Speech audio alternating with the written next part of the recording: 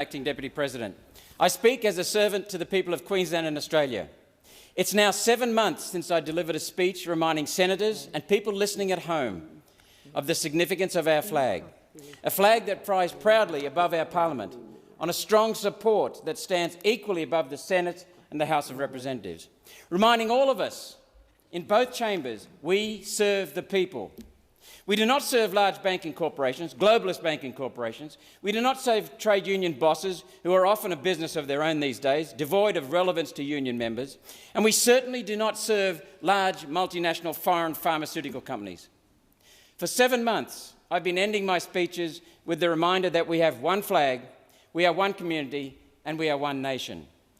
In this time now of great division in our beautiful country, it's becoming harder and harder to live up to the principle that we are one nation. We must put aside division and accept competing viewpoints. On Monday, I went outside to address a group of everyday Australians who've come to Canberra to protest the policies of this parliament.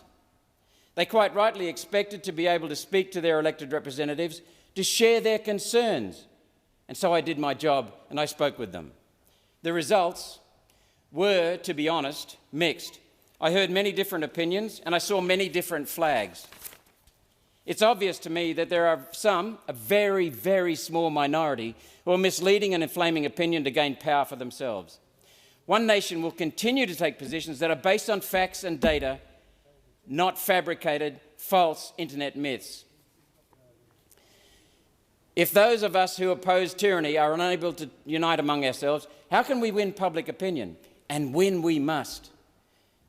Madam Acting Deputy President, 200 years ago, a judge by the name of Lord Woodhouse Lee made an astute observation. I'll quote, "A democracy cannot exist as a permanent form of government. It can only exist until the majority discovers it can vote itself largesse out of the public treasury.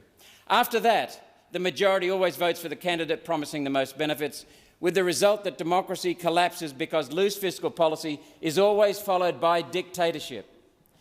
For many years," that's the end of the quote, "for many years I considered human nature acts out of self-interest, not just for oneself, but for those we love, our family and community, our species. Willingly imposing a dictatorship on those we love seemed contrary to human nature. Surely, I thought, there would be a point where the public would realise we are on a path to dictatorship and change direction. We're already being controlled. To change our direction, we must be unified. We must be tolerant and forgiving. Our future is not one for retribution, anger and hate. Our future must be unity, forgiveness, and I mean true forgiveness, love and strength. These are the qualities that create a community. Those assembled outside today have reached their point of awareness. The millions who've attended freedom rallies around Australia have reached their point of awareness. Sadly, this parliament has not. I've never been more nervous for the future of this beautiful country than I am right now. It's clear that we may be approaching the end days of democracy as predicted 200 years ago. Not from the peaceful, respectful, loving protesters, from this parliament and from state parliaments. We're witnessing the controlled demolition of not just our treasury and our democracy, but our community. We're on a path to a soft dictatorship for our own good. Nothing about this is for our own good. Our grandparents enjoyed abundance, freedom and personal sovereignty. These things do not feature in the conversation being advanced by this parliament. Husband has been turned against wife, parent against child, sibling against another.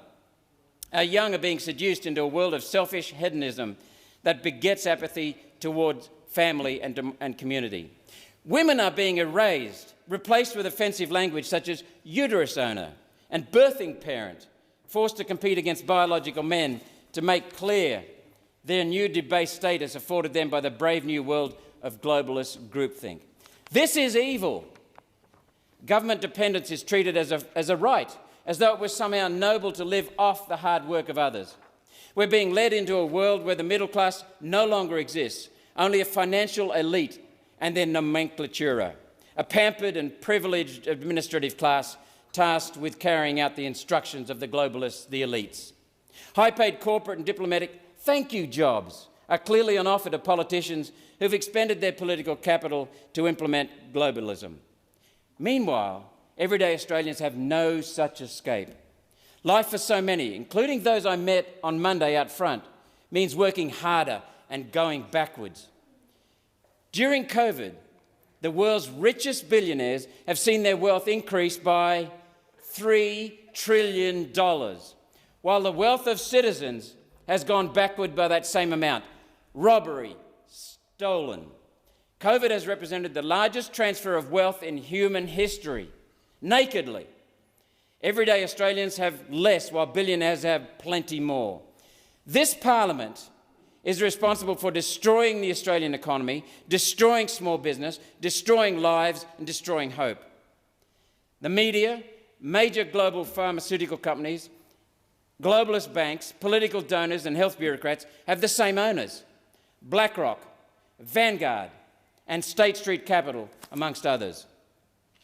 These funds invest the wealth of the world's richest crony capitalists and now control wealth equal to 1/3 of the world's gross domestic product, 25 trillion United States dollars. In Australia, this wealth has been invested to create controlling interests in Australia's largest companies, retailers, banks, media and pharmaceutical companies. As a result, crony capitalists now control our country, and Parliament and government serves their interests, doesn't serve the people.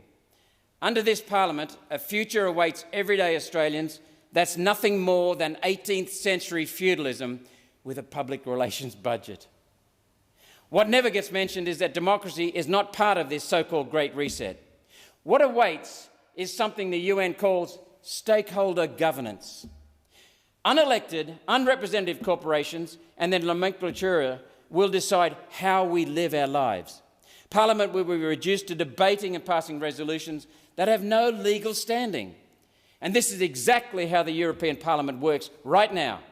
The EU Parliament is analogous to putting a plastic steering wheel on the back of the driver's seat of the family car so your children think they're driving.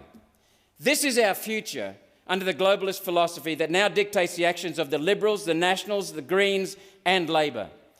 We the people are not in control. We are deluded into feeling we're in control. When it comes to COVID, there's no sitting this one out. Recent events have made it clear everyday Australians do not have to be interested in politics for politics to be interested in them. During COVID, small businesses who carried on running their business the way they always have, serving their communities, not discriminating on the basis of race, religion or medical status, are, under COVID restrictions, COVID measures, being sent broke and their owners fined or worse, arrested. Politics came for them. Shortly, Australians must decide. Do you remain prisoners in your cities, states and now in quarantine camps? Do you remain prisoners of media-driven fear? Or do we forge a path of freedom born of personal responsibility and inclusion? Inclusion.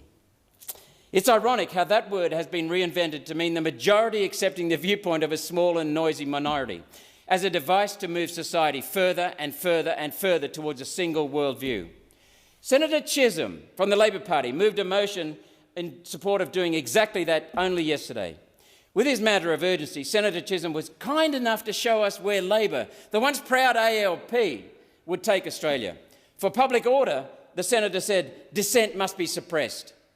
The worldview which our Parliament now advances has the fundamental assumption that people cannot be trusted to behave in the best interests of their community and so must be treated as convicts, not as citizens.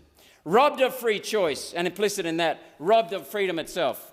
Freedom is now written in inverted commas by our media, who are promoting an agenda of hatred and division on behalf of their billionaire owners. The ABC are compliant because totalitarianism excites the political left. Tyranny and socialism go together like the words rare and side effects. Inseparable, relentless, evil.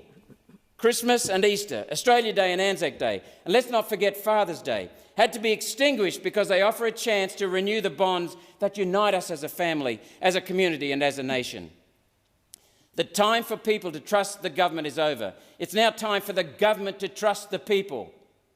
This, the People's House of Parliament, must stand in defence of values that forged this country.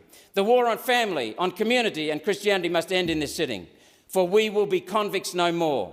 We have one flag, we are one community and we are one nation.